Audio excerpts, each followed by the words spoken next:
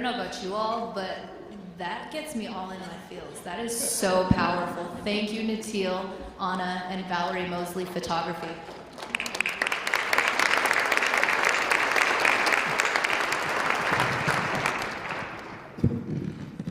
Sorry, I keep having to adjust that because I'm still a little short, even with heels on.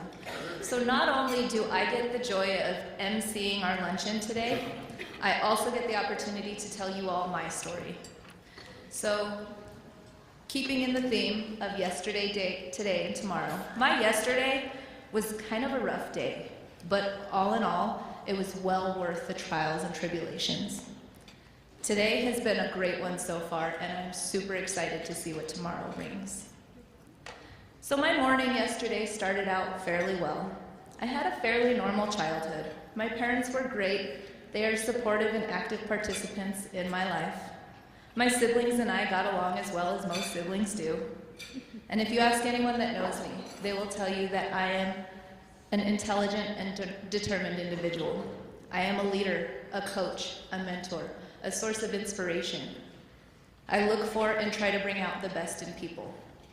So believe my surprise and theirs when my afternoon rolled around and I found myself in an abusive and volatile relationship. This is when my day started getting rough. My mind refused to see the reality of the situation until the day I found out I was pregnant.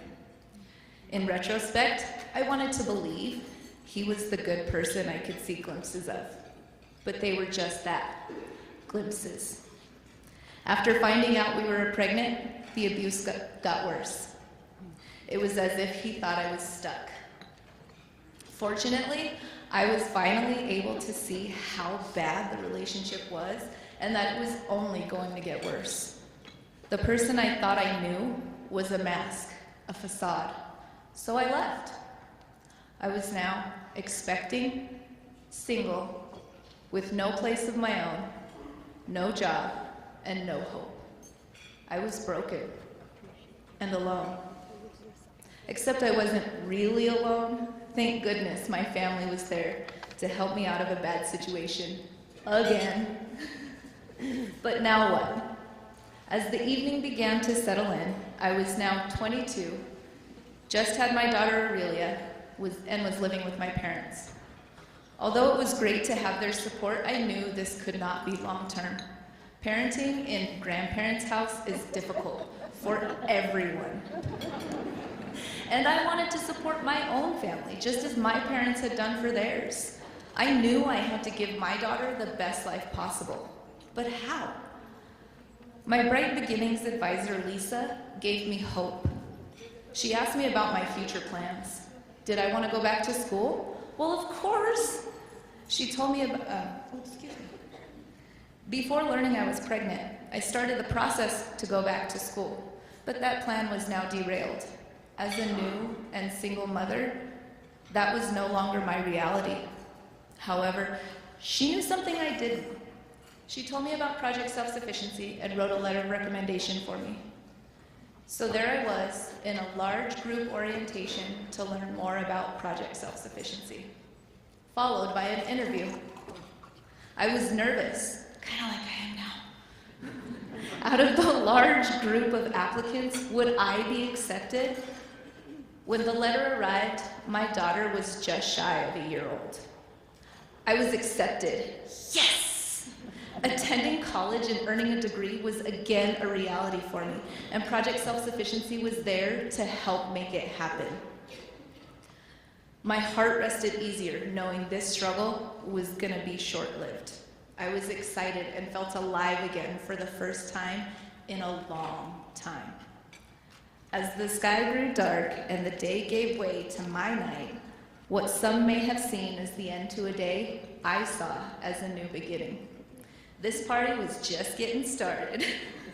I met with Michelle, my Project Self-Sufficiency advisor.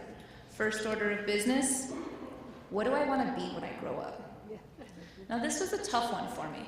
I had taken these career assessment tests before, and all of the options and categories designed to help show spikes in personality traits, interests, and abilities were always even for me. I needed a spike. I wanted a spike. I hoped for direction. What did I get? Another flat line. A blessing and a curse, I guess. I am and can be good at many things, leaving my options wide open. However, if you're an indecisive person like me, how do you pick? These tests are supposed to help bring clarity, but nope, they only muddied the waters more. I had to dig deeper into those murky waters than I wanted to go. Self-reflection is tough, especially when the wounds of abuse are still raw. So I ask myself, what is my end goal? Where do I see myself? Who are my role models? Who do I look up to? When I was younger, my dad had started his own business. I was so proud of him for taking a chance to do what he loved, motorcycle mechanics. He was a great mechanic, many argue the best, but the business side just wasn't his forte. Sorry, Dad. I thought if I had the skills, I might have been able to help him succeed. So with that thought, my experience, and my existing skills and abilities, I decided a degree in business would suit me best. It was a broad degree that would not pigeonhole me into any one industry. I enrolled in Front Range, but I got cold feet. How would I study and still work? What about my daughter? How could I go to school, pay for childcare, be a good mom, and stay afloat? With all this swirling around in my head, I wanted to push my start date out another semester. Michelle wouldn't let me back out now. She helped settle my nerves and talk me through the finer details. And so it began. During my first semester back, I started with 2 classes, maintained a 40-hour work week, worked on securing scholarships for the next semester, and I got all A's, all while still having time for my kiddo. That was huge.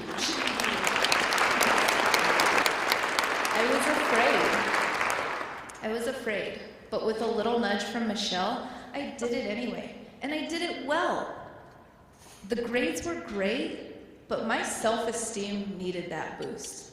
I needed to know I could do this.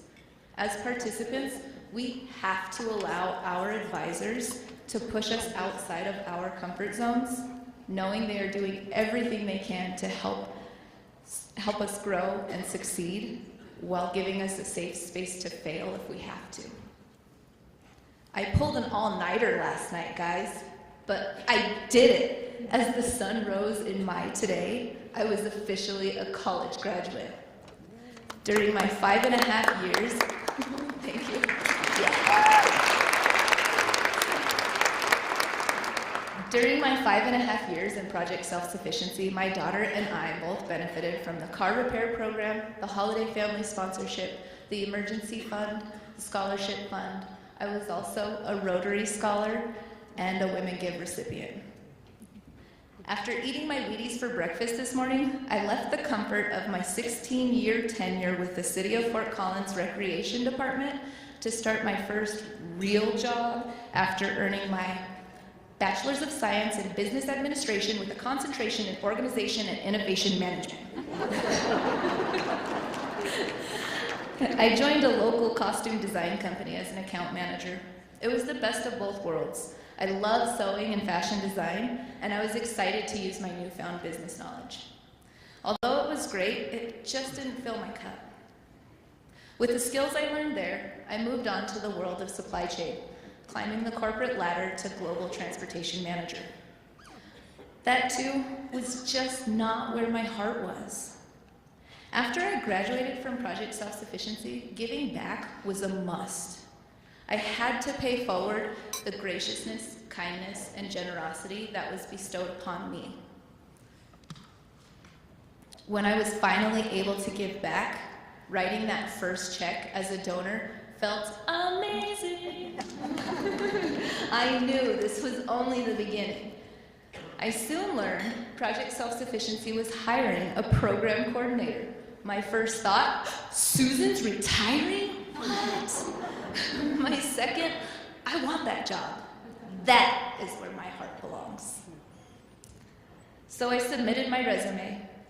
In many ways, I was overqualified, and yet I was lucky enough to receive another letter of acceptance from the team at Project Self-Sufficiency. Now, not only do I get to help make a positive impact in the lives of participants and their families, the same kind of impact I felt when I was in the program, I get to use my education and experience to help propel Project Self-Sufficiency forward. Talk about giving back. I was asked if working for Project Self-Sufficiency has brought me full circle.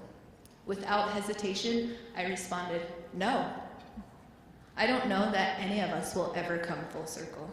Every aspect on this journey of life brings new circles, each one continuing to grow in size and impact, always leaving space for learning and growth while still allowing our inner lights to shine through.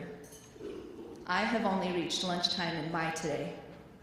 I still have the rest of the day, tonight, and all day tomorrow to come full circle. With help from folks like you all, Project Self-Sufficiency helped make today a better day and bring brighter hopes for tomorrow, not only for myself, but for every participant that has walked through our doors and every future participant that wants to improve their lives and their families' lives. Thank you all.